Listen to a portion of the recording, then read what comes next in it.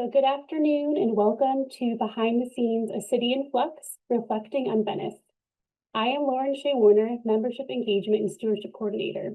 I am so glad you could join us today.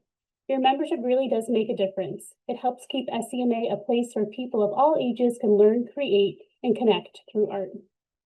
Thanks for being part of our community and for spending your afternoon with us. Before we get started with today's program, I'll share some brief housekeeping notes. Please use the Q&A to ask questions of the presenters. There will be time at the end of the presentation to go over questions in more detail. We are recording this session and it will be available at a later date on the museum's YouTube channel. To enable or disable closed captioning, click the live transcript at the bottom of the screen and select Show Subtitles or Hide Subtitles. I am pleased to introduce Danielle Carrabino, Curator of Painting and Sculpture at SCMA, and Monika Schmitter, Professor of History of Art and Architecture at UMass Amherst. Enjoy the program.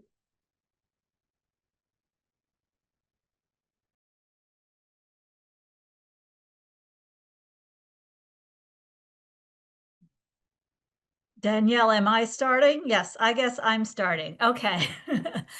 Well, hi, everyone. I can't really see you, so this is like having an imaginary audience. Well, we wanted to give you a sense of how this exhibition came to be, because it came to be in a rather unusual way. And that was that I teach a course at UMass called Venice Art, History, Environment. And it is what we call a Gen Ed course. So it's a course that anybody at the university can take without prerequisites, and it gets people from a lot of different majors. And in that course, I had tried to come up with topics for students to write about. And one of my ideas was that they could write about works of art in the 5 college collections that depicted Venice. And so for the course, I put together an initial PowerPoint of lots of images from the collections that they could possibly work on. Now, none of my students ever took me up on this, or maybe one. But anyway, it planted an idea in my head that there was a lot of talk at UMass about how students in the sciences get to perform research when they're undergraduates, but that it's difficult. What could we do in the humanities so that students could have the opportunity to do research? And my specialization is Italian Renaissance and Baroque art. And it's very hard for students to do advanced research in that field because you need to know multiple foreign languages to really do original research. So the idea came to me that one could use these works of art in the 5 college collections to create an exhibition with students, which would be a good professional development experience, a good workplace experience, and also give them that kind of hands-on research experience. Because most of these works are American or British or from the 18th century, more likely that the literature will be at least largely in English. So that's how the idea came about. Then I had the problem of where could one do this exhibit? And I couldn't do it at UMass because UMass only has contemporary and modern art, and also is not acclimatized for showing earlier art. So I went to first Amherst College, which has actually the bulk of the images that depict Venice. But they said there was just no way, they didn't have the space, they couldn't possibly do it. Then I went to Mount Holyoke College because my partner teaches at Mount Holyoke, so I know all the people there, but they are reinstalling the museum this year, and so that was just out. And I was about to give up when I invited Danielle to lunch at the Woodstar Cafe in Northampton, and I landed on her the idea that maybe Smith would like to do this exhibition. And amazingly enough, she said yes. And so that's how we started off. All right. So I will pick it up from here. So I was delighted with that suggestion and opportunity. We have a Works on Paper gallery on the second floor of the Smith College Museum of Art called Nixon. And it just so happened there was an opening in our calendar.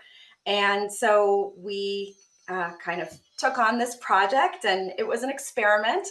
And the next few slides that I'm going to share with you is how the students came in and really how the students contributed to this realization of the project. So we're going to do a little virtual walkthrough, although this pales in comparison to a visit, in person. So I invite you all to come to the museum, but I'll quickly just share with you the themes that the students came up with in Monika's class. So the first wall that you see here is loosely organized around this theme of vedute, or scenes of Venice, kind of cityscapes.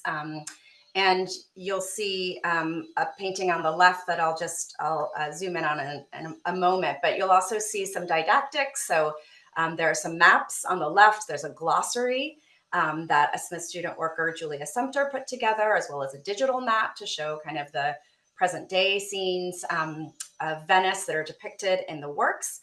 You'll also see an introductory text that was completely authored by the students.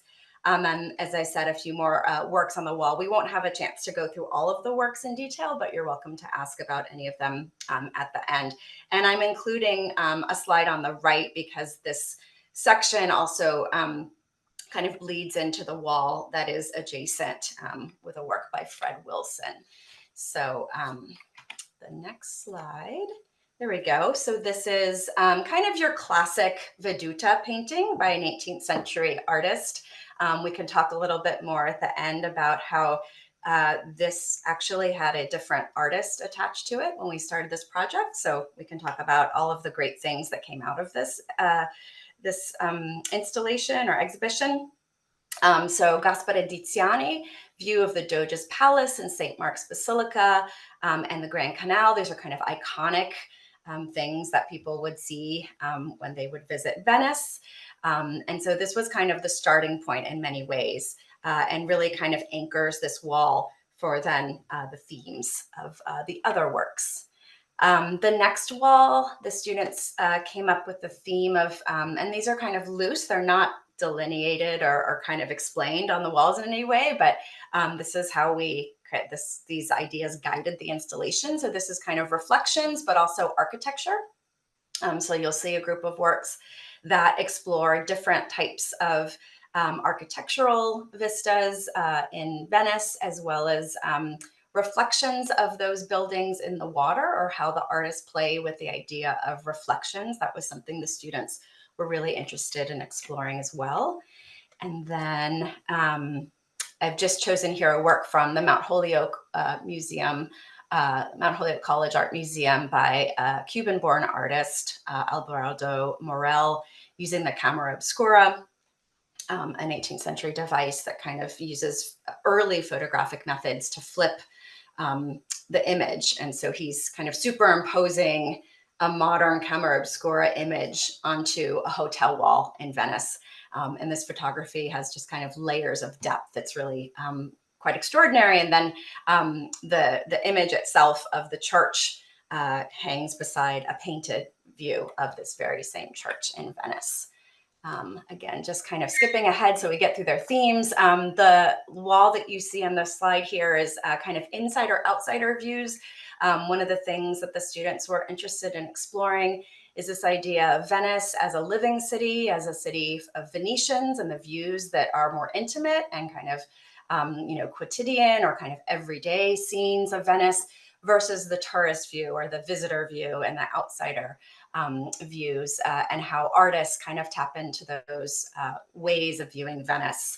And then as the example, we have Shazia Sikander, who is definitely an outsider, but looking at an imagined view of Venice and really making it her own. So thinking about how these artists visit Venice and kind of think about it in these artistic, imaginative ways, and really put their own style into works like this, which is, as I said, an imagined view, but very much rooted in some of the architecture and this kind of gondola-like form in the foreground that draws on things that Sikander saw in Venice. And then finally, decay, which is kind of the city in flux theme writ large. So we have decay, or kind of erosion, the way that the city is constantly changing, the way that climate change has affected it, the way that massive tourism has contributed to its erosion, and thinking about the ways that you can actually see that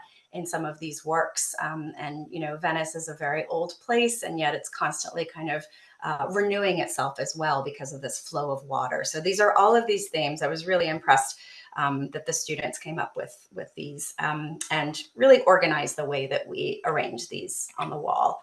And this is just one of the examples that you see here, where you can see kind of some of the cracks in the walls and some of the erosion that artists are tapping into. I'm going to pass it back to Monika. So, yes, when I first approached Danielle at the Woodstar Cafe, I think I had put together a PowerPoint with, what was it, 215 images. And the first thing that Danielle and I did before the class started to meet was to make an initial cut, which partly had to do with things like condition and quality and things like that. But obviously we did make some curatorial decisions, because by the time I gave the PowerPoint to the students, there were 83 images. That is still a whole lot, because the final show has 24. So the class met once a week during the spring semester last year, and we had readings, and sometimes we met in the classroom to discuss the readings and to discuss our progress on the exhibition. But we also made one trip to Mount Holyoke to see the works of art that they had that were on that list of 83. We made one trip to Amherst College, and we initially made 2 trips to Smith, which were followed by another 2 trips later. So this is actually at Amherst College here. The first one you saw was actually at Mount Holyoke. That's Mount Holyoke. A posed photograph of all the students in the class. This is here at Amherst. And then I think the next slide is at Smith. And so, this, I think, was a really important experience of trying to decide which works of art to include. And we were also very limited. We could only borrow 3 works from other museums because of the difficulty, just the work involved in borrowing the images, and then the money involved in the transportation of the images and so forth. So we were, I had initially envisioned a more 5 college integrated show, which it ends up being a more Smith oriented with a couple of other images. But I think it was a great experience for the students to see all of the images, to make decisions, which were sometimes really tough, about what to include. And they actually had disputes about this that they had to resolve. So then once we had decided on the images, and sort of simultaneously, we also had to figure out what our theme was. And I think for the students, that was really, really difficult and challenging, how to draw out a theme. And I think it took us longer than we thought it would, really. And this is an image of the blackboard in our classroom, where we were kind of brainstorming ideas for the final show. And you can see already down there at the bottom, it says A City in Flux, which did end up being the title of the exhibition. And probably in there, do we have the word reflections? I don't know. Anyway, you can see some of the things we were thinking about before we got to that final title, and then some of the themes in more detail that Danielle mentioned.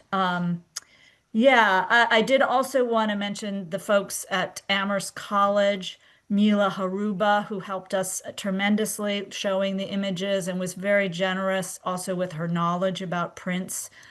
And then also Ellen Alvord at Mount Holyoke. And that also we rented a van to go to these places, and I and all the students loaded up in the van. And those van visits were paid for by Five Colleges, Inc. And I shout out to Ray Renard for making that happen as well. Okay, so the reality was we had a semester, and sometimes the length of an exhibition can go on for months. Exhibition planning takes a really long time, so we already had to ask for the loans from the other colleges in the fall before the final checklist was even done. So, we're very grateful to have worked with our sister institutions who were understanding and understood that, this was part of a class. But, our checklist was due kind of mid-semester, kind of internally for the museum. So the students had to select the works by then.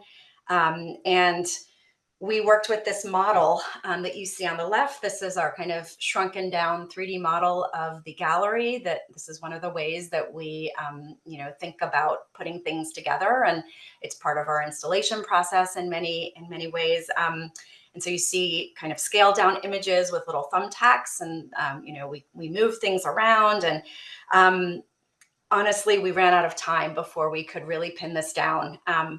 Before the end of the semester. So I took all of the information that Monika and her students provided and really just kind of tried to honor their vision. I did work with one student, Leonard Bond, over the summer, who was great at representing the class and their wishes, and we came up with the installation plan. The students, as part of their assignment, chose 2 works each to write labels on and research papers, and they also presented those orally. And that was really helpful for me because the labels, we ran out of time, just kind of very, transparent, want to say that transparently, but we were able to take all of that information and then work with, editors, our head of education, Jesse Magyar, and I, and Monika looked at the labels and took the content from the students and made them into the final product. So it was definitely a group effort, as all exhibitions are, but a lot of the work was done over the summer. And then what you see on the right is the installation. So a lot of these students had graduated by this point, and yet a lot of them came back to the final day of installation to help us with the last kind of fine tuning of hanging things on the wall, the orders, the, how things were arranged. And here you see my colleagues from collections management, Patrick Heilman, Matt Cummings, and Nick Asikis, who are arranging things. We had them flip things around back and forth. So they were really patient and generous with us as we had a whole group in the galleries. So there we are. This is now in, I want to say, early September. With the actual works, looking at the labels in the middle there. They were very excited to see the labels that their research had generated. And then I'm showing them on the right the map. And again, you see the model. So this all kind of came together, it spilled over into the summer. It was over the course of a semester and then beyond. But, as I said, a lot of these students were still really eager to participate well beyond the end of the class. And here we are at the opening, which was really gratifying. And again, a lot of them came back with their families and friends. It was just a really nice celebratory moment. But one of the things we did want to highlight was all of the great research that their work generated. We learned a lot about these works of art, some of which had not been pulled out in a long time and had kind of outdated, object file information. And so they really updated the research. And I think we're gonna now turn it over to some students, if they are on the call, to maybe talk about some of these things. I'm not sure if Gianna Bruzzese is here, but one of the, as I said at the beginning of the presentation, one of the new attributions. This was originally attributed to Michele Marieschi, who was a follower of Canaletto, who is kind of the best known Veduta painter. And through her research, she realized that the leading scholar in this area of Gaspare Tiziani recognized this as an autograph work. So we actually changed the attribution. We got a more firm date. This will actually be published in the new catalog raisonné on the artist. So thanks to Gianna and her research, we now know a lot more about this work. I'm just going to keep going. If Sophia Lubin is on the call and might want to talk about this work, which she worked on. Hello. Hi, Sophia. Go ahead. Hi. So yeah, this is Untitled by Fred Wilson. We had comparatively with another piece that I was researching on a bit more information on it. So Fred Wilson actually is still alive. Monika Schmitter, our professor, has connections with him. Very cool experience to kind of work on it with that in mind.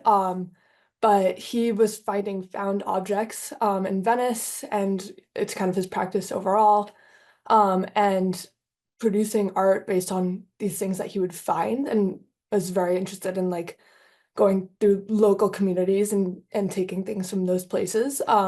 So here he's in Venice. This was actually shown in the Biennale, and he's kind of juxtaposed, two different images to produce one, and it's this maybe classical view of Venice with this turbaned darker figure on top, which also kind of shows the like commonly found like identity or its person. Like it's a thing that is kind of all over Venice in a way, like and they said hotel rooms and things like that, as this like decorative art piece. And so he's kind of juxtaposed those two different things onto one in this piece.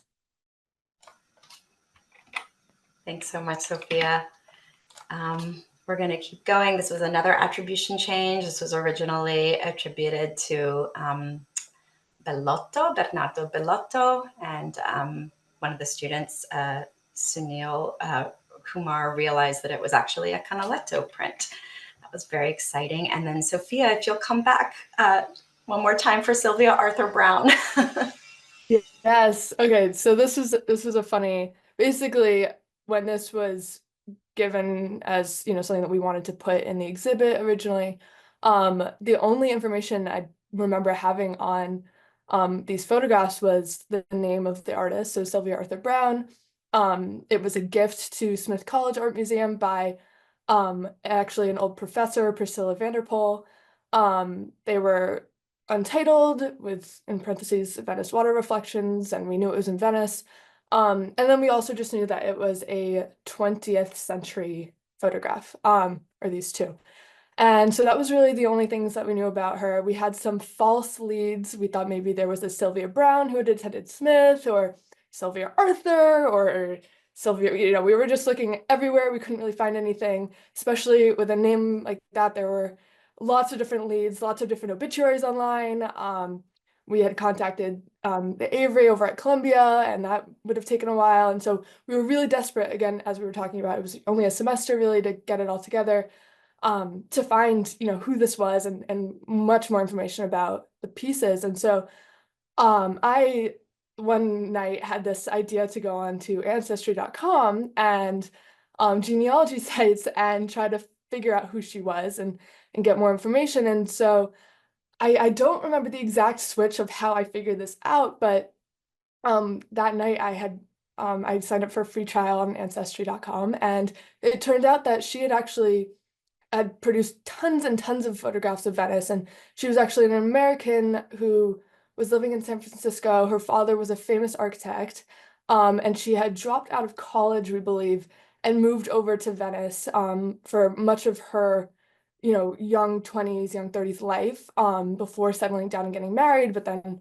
ultimately moving back to Venice. But we had kind of figured out that there was this 10-year span where she had been producing these photographs. And also one funny article was talking about how she was protecting the architecture that her father made in San Francisco. So she was kind of going back and forth and all these things. So we put it down to 10 years, from 65 to 75 after she just left Pennsylvania for Venice. And we have flight tickets actually that are online and all these things. So we've tracked her down a bit more, but it was really exciting to add more to her file and get more information. It almost felt like a friend at the end of it, trying to figure out who she was. But yeah, really exciting and cool to use online resources that you wouldn't really think of usually.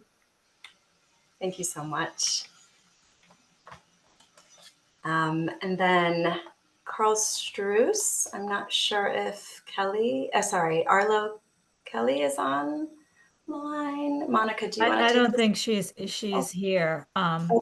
But yeah, I could say just a few words. There was a more famous image by this photographer, and what Arlo was able to find out was that this was related and probably taken at the same time, but not actually very typical of the photographer at the time that it was made. So it kind of adds another layer to one's understanding of him, and it definitely fit in with our themes in terms of the the stress that the photographer puts on the water in Venice. And so, yeah. Thank you. Maybe Leonard wants to add something about his experience in the class since he's here.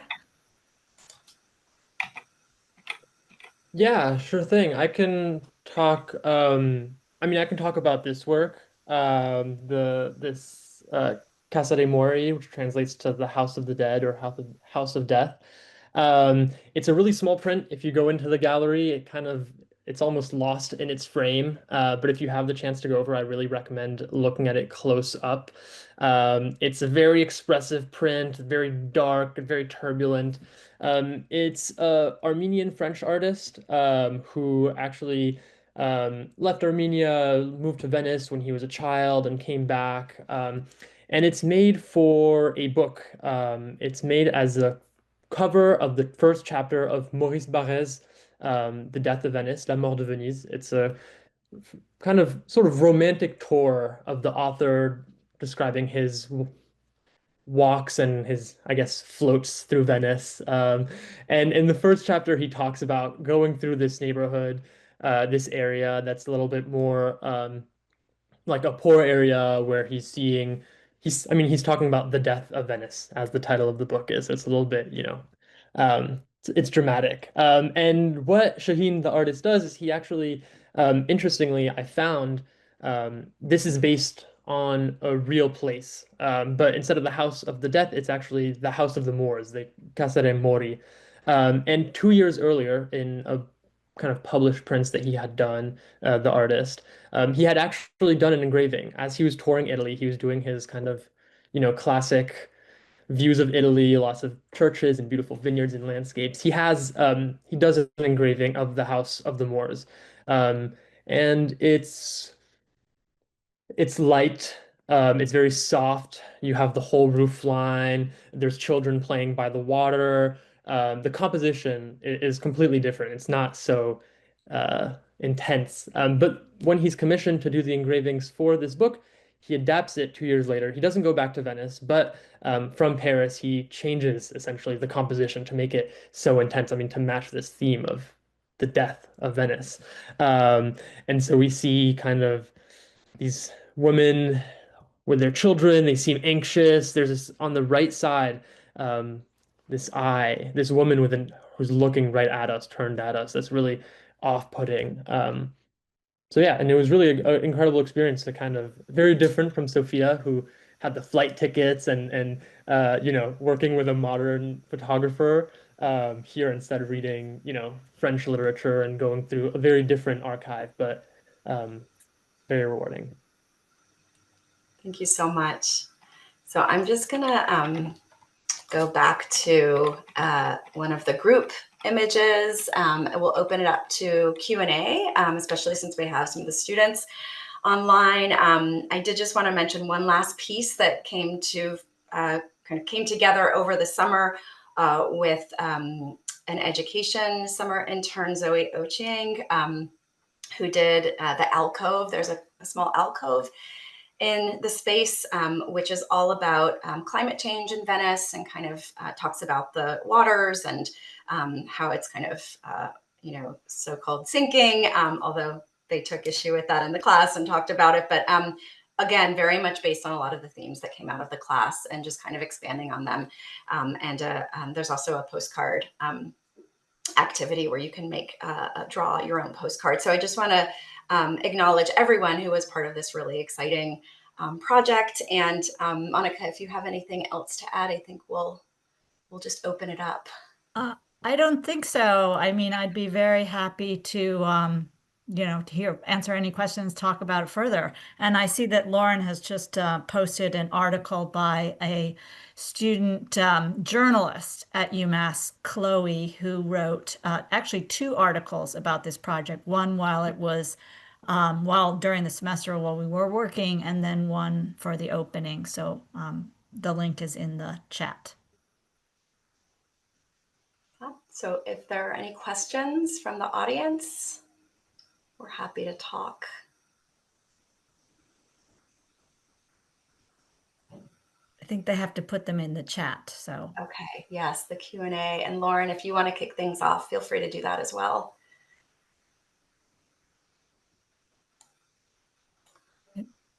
Is Lauren here? Oh, I'm here. Oh, Yeah, I'm here. I'll stop sharing if that's helpful.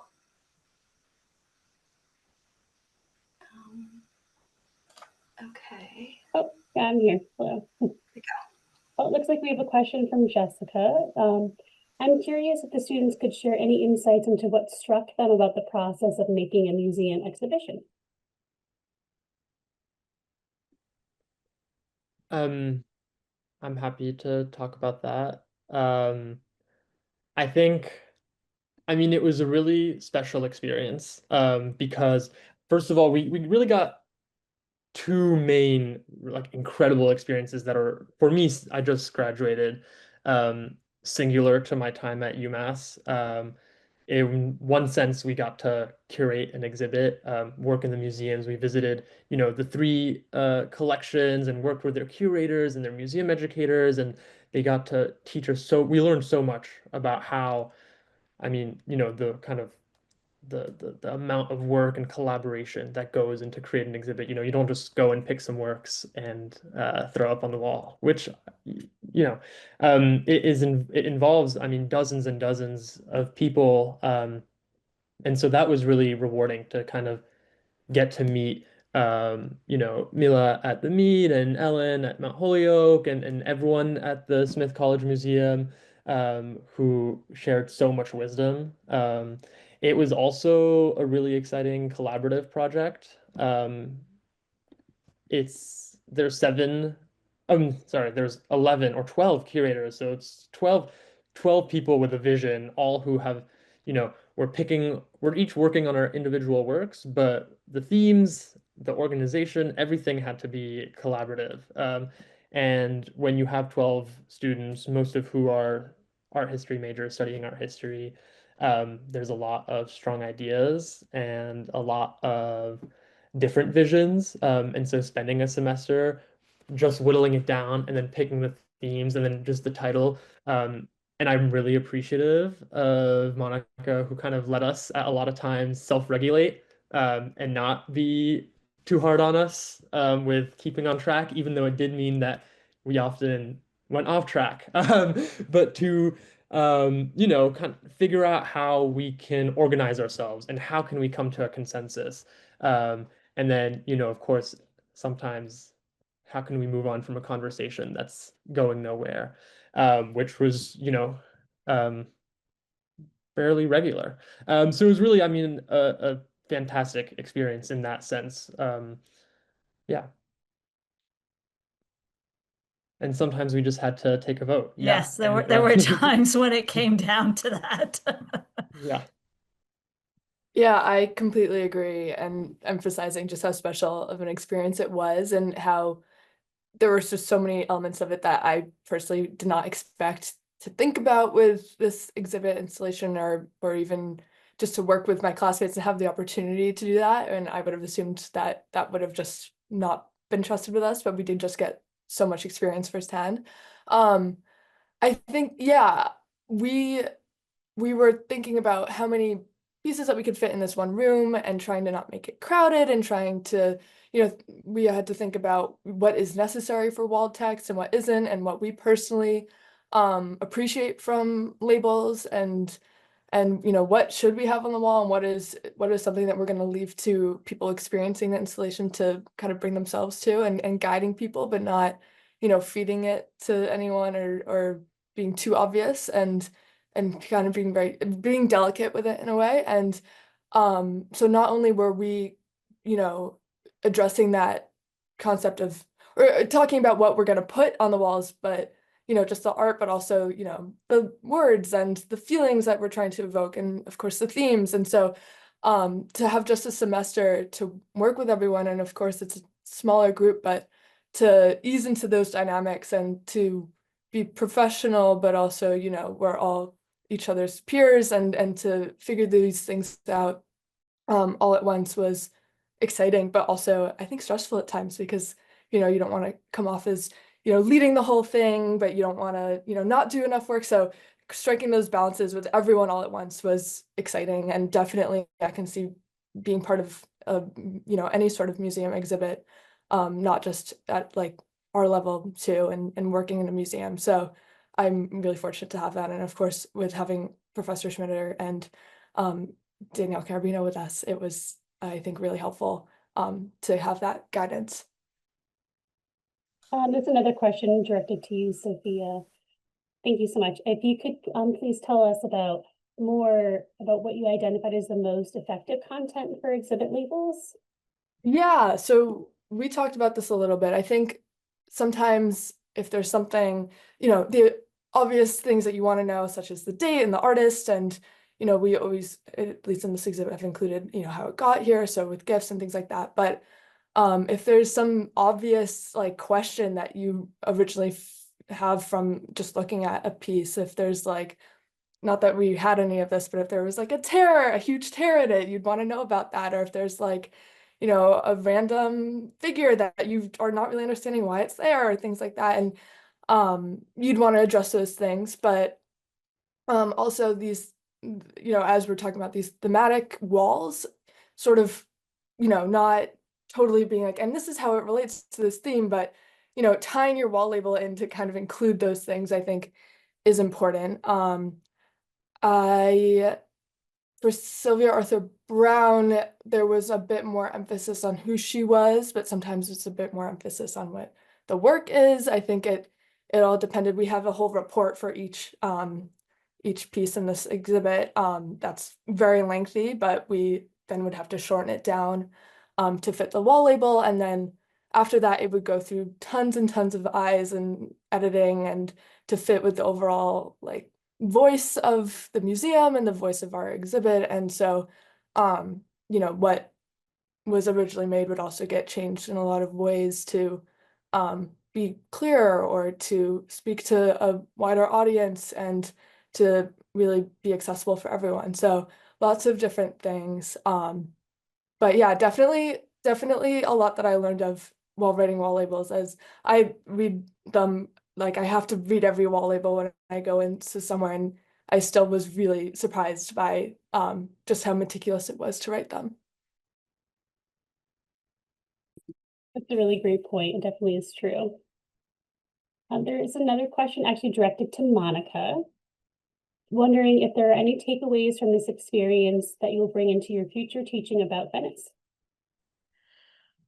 Wow. Yeah. I mean, there are a lot. I think I'm going to really, first of all, make students, if I teach the bigger class again, try to promote that idea of having them do research on works in the collection even more, because now I really know what works there are in the collections, and the ones that haven't had the research done. Because the other thing we should point out is, as Sophia mentioned, they wrote like, what were they?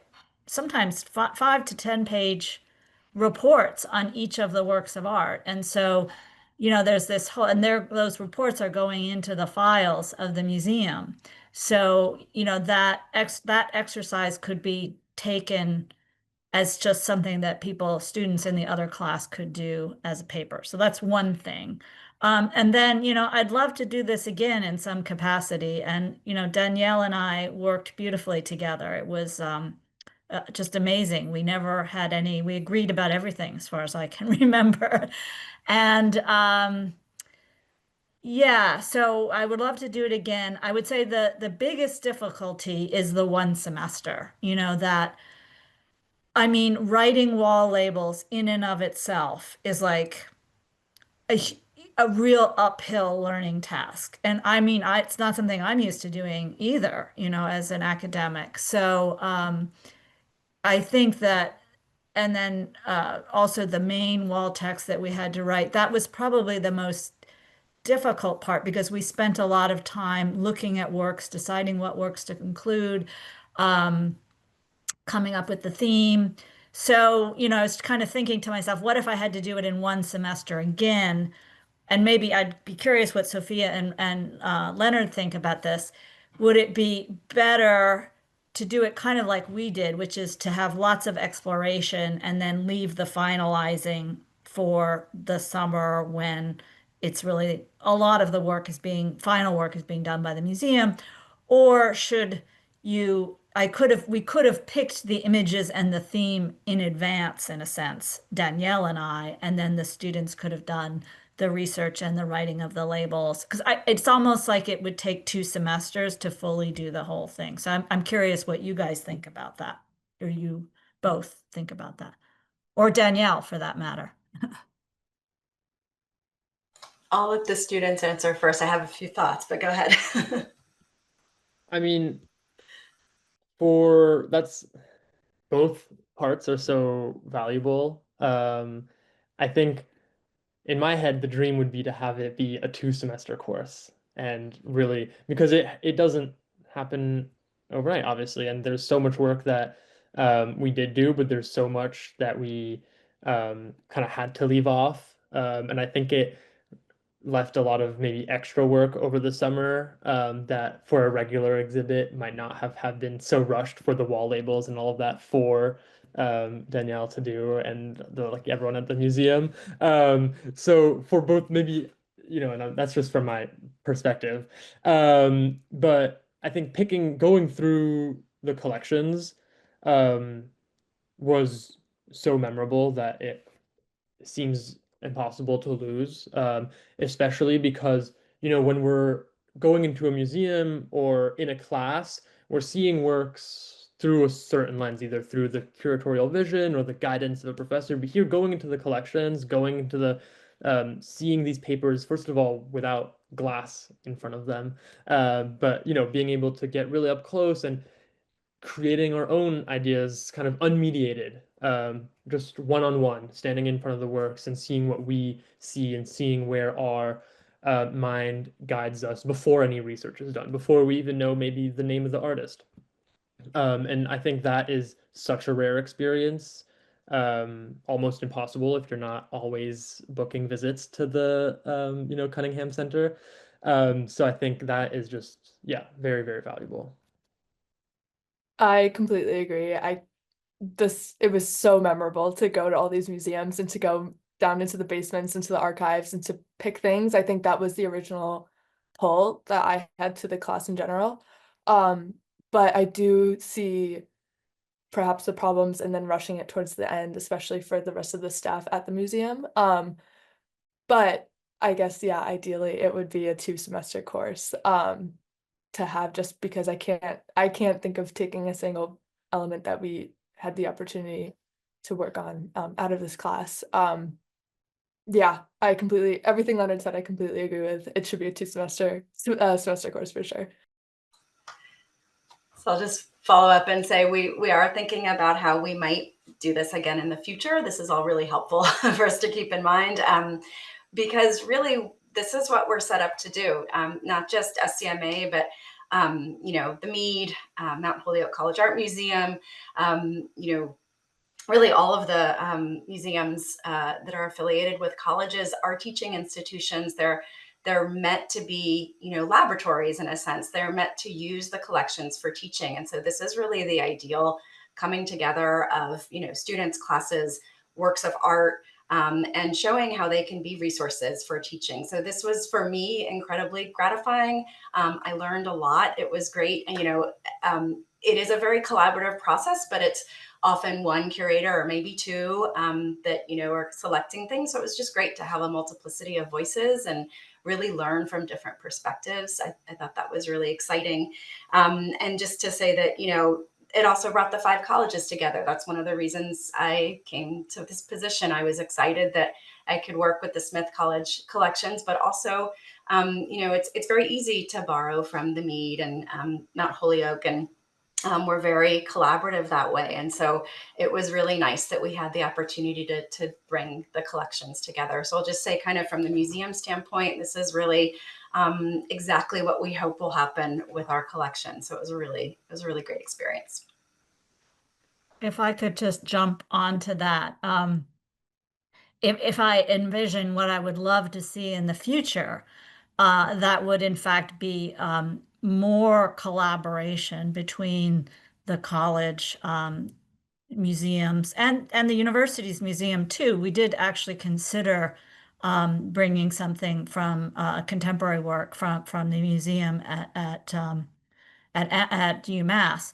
But yeah, I think, the 5 colleges is such a fabulous, fabulous part of what brings so many of us here. And um, the libraries, et cetera. And so I just wish that somehow there could be more of the museums connecting, and maybe more students. In the end, we ended up having all UMass students for this exhibition, but there's no reason why the course couldn't have had students from the other colleges, which would have made it, all that more rich. I mean, it was so rich as it was. The students were all fantastic, but, just to have that experience is also valuable. Yeah. I guess, are there any plans to do a future program like this, do you know, as future collaboration? I think we're exploring it. I don't know yet, but I think it's a nice model. And it's something that, again, we've learned from it the first time around. I thought it was successful. But of course, there are things that we would tweak moving forward, but I would certainly be up for it. I don't want to speak for my colleagues, but I think it's just a great, or for professors, like this was a huge undertaking as well for Monika, and but all worth it. I think all of us put in the extra work, and so it's just thinking about moving forward. I think it would be great, but yeah, we'll take all of this feedback and kind of see how we can make it better next time, maybe, or make it. I think the suggestion to make it 2 semesters is a really good idea. Yeah, that's a great idea. Okay, are there any other questions at all? No? Looks like we did get one of wondering if this presentation will be featured on the 5 College website or on the Smith College website. And that's something we are definitely going to look into. So please stay tuned. And again, I just wanted to thank you all for attending. And I wanted to thank Danielle, Monika, Sophia, Leonard for your presentation and the lively Q&A. Please look out for an email with the exhibition checklist, as well as other links for the show. I also wanted to thank our fabulous members and donors who make programs like this possible. And a reminder that coming up the end of the month, on October 30th through November 2nd, is member double discount days, which are for active members who will receive 20% off in the store, both online and in person. So please stay tuned for an email with that information, which will include the membership code that you can use to get that discount. And we hope to see you at the museum soon. Thank you so much. Thank you all. Have a great day.